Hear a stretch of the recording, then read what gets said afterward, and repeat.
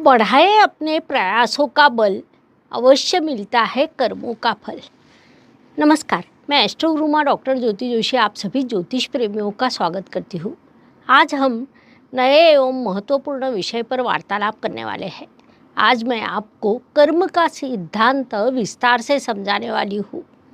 कुछ चीज़ें सभी को पता होती है, लेकिन उन्हें यदि कोई हमें समझाए तो उसके नए पहलू पुनश्च सामने आते हैं, पुनश्च नए रहस्य खुलते हैं। कर्म का सिद्धांत, ये विषय भी उन्हीं में से एक है।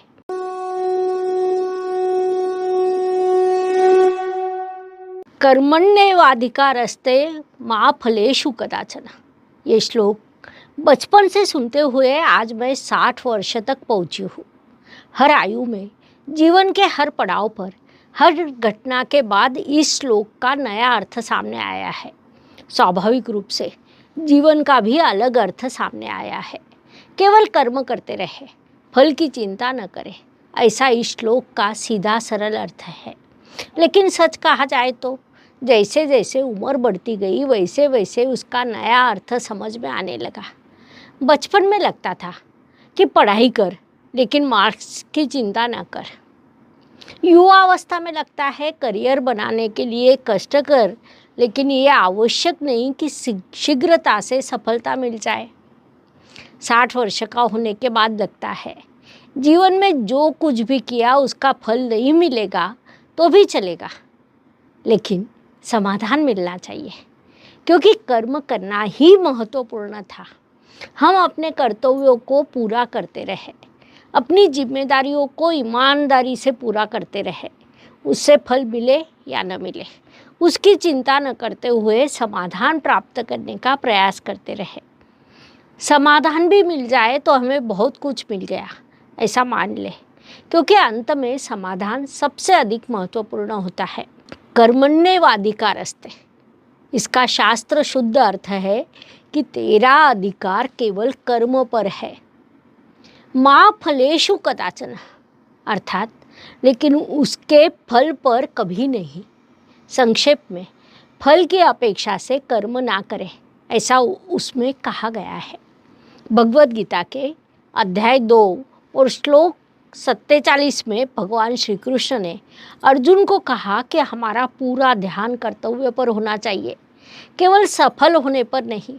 वास्तव में जीवन केवल पैसा कमाना, सफल होना नहीं, आपकी सफलता का आपके साथ दूसरों को कितना लाभ हुआ है, आपकी सफलता से कितने लोग प्रसन्न हुए हैं, या आपकी सफलता कितने लोगों के लिए उपयोगी रहने वाली है, ये अधिक महत्वपूर्ण है। ये सकारात्मक भाव रखकर यदि हम कर्म करें तो फल अपने आप मिलता है। बचपन का उदाहरण दिया जाए तो स्कूल में बड़ी लगन से पढ़ाई की, हमें अच्छे मार्क मिलेंगे ऐसा विश्वास था, लेकिन 100 में से 90 मार्क्स मिले। हालांकि वह कम नहीं थे, लेकिन अपेक्षा तो बड़ी थी। स्वाभाविक रूप से हम नाराज़ होते हैं। तब माँ कहती है, तुमने पढ़ाई की, वही महत्वपूर्ण था, मार्क्स तो आते रहेंगे। उसके बाद युवावस्था का उदाहरण दिया जाए, किसी साक्षात्कार के लिए बड़ी तैयारी की, मन में बड़ा आत्मविश्वास था, क्योंकि वह नौकरी प्राप्त करने के लिए आप पात्र थे। उसके लिए आपने उतने परिश्रम भी किए थे, लेकिन किसी कारण से आपका सिलेक्शन नहीं हुआ। ऐसी स्थिति में लगता है इतने परिश्रम क्यों किए, उनका कुछ उपयोग नहीं हुआ। लेकिन बाद में समझ में आया, उस समय परिश्रम करने के कारण आप दूसरे बड़े अवसर प्राप्त करने के लिए तैयार हुए थे। प्रौढ़ अवस्था का दृष्टिकोण देखा जाए तो कभी करियर के लिए, कभी घर के लिए, कभी बच्चों के लिए बहुत कुछ दिया। अब जितना दिया उस तुलना में उस चीज़ की सराहना नहीं हुई, कभी उसका श्रेय नहीं दिया गया। लेकिन अब ध्यान में आ रहा है कि जो दिया है वह महत्वपूर्ण था। उस बदले में हमें किसने क्या दिया, क्या देना चाहिए, ये महत्वपूर्ण नहीं। जीवन में फल आवश्यक होता है, लेकिन उसके लिए परिश्रम भी उतने ही करने पड़ते हैं। महत्वपूर्ण बात है कि बाद में उससे विशेष अपेक्षा ना रखें। कर्म का समाधान मिल जाए तो जीवन सफल हुआ ऐसा समझे। कर्मण्येवाधिकारस्ते मा फलेषु कदाचन, इस श्लोक का वास्तविक अर्थ जीवन को समझने के बाद ही पता चलता है। प्रत्यक्ष अनुभव से उसके लिए नए अर्थ सामने आते हैं। इसीलिए मनुष्य ने अपना काम पूरी ईमानदारी से करना चाहिए। फल कब मिलेगा, कैसा मिलेगा, कितना मिलेगा, ये हमारे हाथ में नहीं है, लेकिन हम कुछ अच्छा करते हैं तो उसका कुछ न कुछ परिणाम अवश्य होता है, ये ध्यान में ले। बचपन में जो समझ में आए उस पर विश्वास रखा जाता था। एक बार किसी ने कर्मण्येवाधिकारस्ते मा फलेषु कदाचन, इस श्लोक का उच्चारण किया और बीच में ही एक मनुष्य बोल पड़ा, फल की अपेक्षा ही ना करे तो कर्म क्यों करे। वह अपने अनुभव से बात कर रहा था। उसके दृष्टि से शायद वह उचित भी होगा, लेकिन मेरे बालमन पर उसकी बात का परिणाम नकारात्मक हुआ।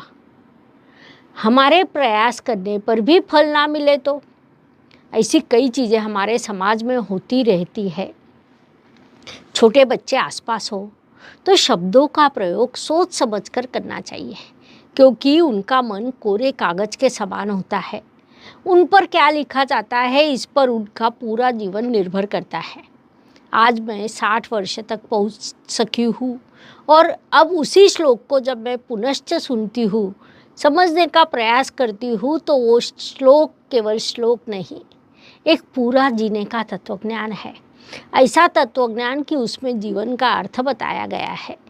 कर्म करते रहे, फल की अपेक्षा न करें, अर्थात कर्म करना हमारा आद्य कर्तव्य है। फल हमें अपेक्षित समय पर इच्छा के अनुसार मिलना चाहिए, ये आवश्यक नहीं। लेकिन यदि हम ईमानदारी से कर्म करते रहे तो भाग्य का द्वार अपने आप अवश्य खुलता है।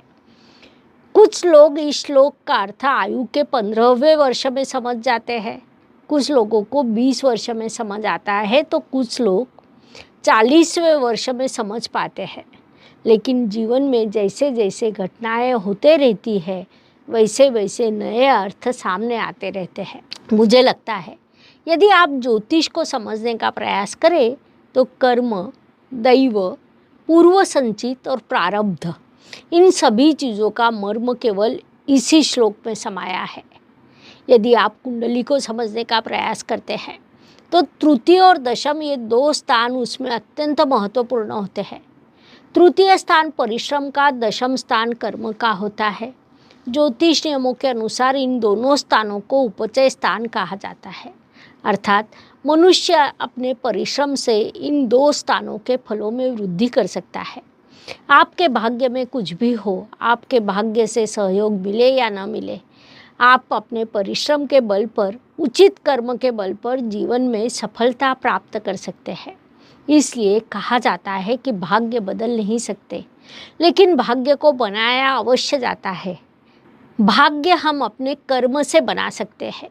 यही कर्म का वास्तविक सिद्धांत कहा जा सकता है। कर्मण्येवाधिकारस्ते मा फलेषु कदाचन, और यही जीवन का सार है। मनुष्य जन्म का उत्तर भी शायद यही है, यही कर्म का सिद्धांत है। आपके विचार अवश्य कमेंट करें, आपके अनुभव कमेंट करें। आप इस श्लोक के बारे में अपने बचपन में क्या सोचते थे, आज क्या सोचते हो, ये लिखना ना भूलें। धन्यवाद। शुभम भवतु। जय ज्योतिष। ज्योतिष का अध्ययन तथा शास्त्र की शास्त्रीय तरीके से पढ़ाई करने के लिए मेरी 2 किताबें प्रकाशित हो चुकी है, उनका अवश्य लाभ लीजिए। Please like, share and subscribe the channel, और हाँ, बेल आइकॉन दबाना ना भूलें। धन्यवाद।